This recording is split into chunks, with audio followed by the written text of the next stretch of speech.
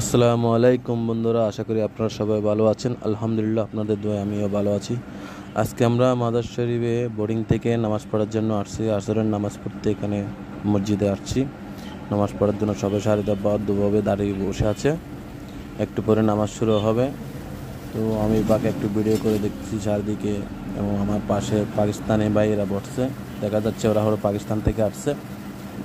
তো দেখতে থাকুন। যারা এখনও বন্ধুরা আমার চ্যানেলটি সাবস্ক্রাইব করেন নাই, আশা করি চ্যানেলটি সাবস্ক্রাইব করে দেবেন এবং পাশে থাকা বেল বাটনটি অন করে দেবেন।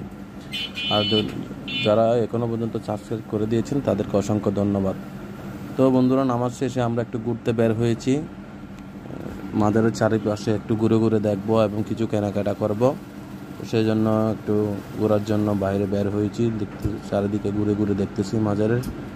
আসলে অসংখ্য মানুষ, হাজার হাজার মানুষ, এত মানুষ এখানে জিয়ারতে আসে, এটা নিজ চোখে না দেখলে বুঝতে পারবেন না বন্ধুরা। হাজার হাজার ভক্ত বিভিন্ন দেশ প্রদেশ থেকে এখানে জিয়ারতের উদ্দেশ্যে আসে, নারী পুরুষ সবাই মিলে। তো আমরা ঘুরে ঘুরে দেখতেছি মাজারের চারিপাশে। তো দেখতে থাকুন।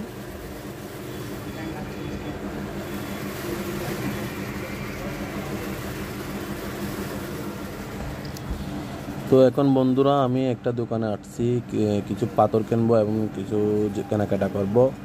তো দোকানদারকে বলছে এখানে অরিজিনাল পাথর পাওয়া যাবে কিনা। উনি বলছে আছে, কিন্তু টাকা একটু বেশি বলছে। সে বিধায় আমি পাথরগুলো নিয়ে নিই। এক বন্ধু বলছিল ওখান থেকে পাথর আনার জন্য, কিন্তু টাকা অনেক বেশি বলতেছে।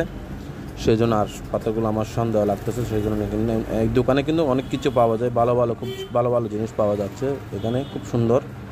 মাজারের অপোজিট সাইডে প্রধান গেট যেখানে আছে, গেটের সামনে এই দোকানটি। আপনারা চাইলে এই দোকানে আসতে পারেন, যে কোনো কিছু পাবেন এখানে।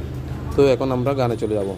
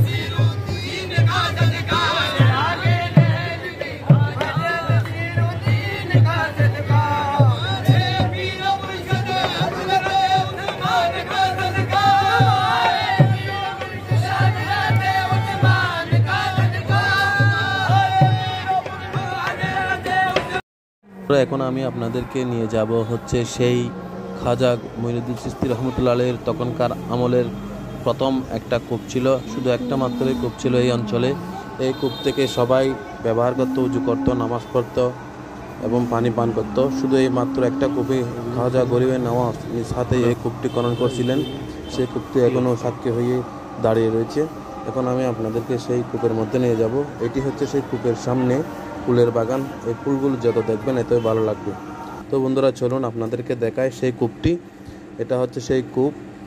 দেখুন, এখনও হাজার হাজার মানুষ ভিড় করে শুধু এক নজরে এই কূপটি দেখার জন্য।